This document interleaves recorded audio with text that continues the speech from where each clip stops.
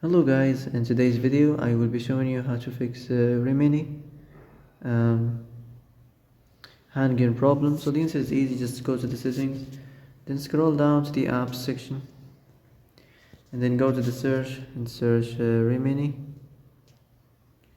and then go to the storage, and here you will find this clear cache option. Click on it.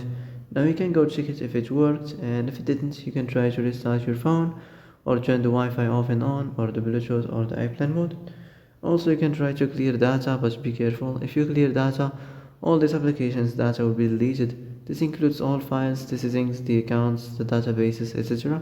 So be careful if you want to clear your data. And that's it for today's video. I hope this is the answer you've been looking for.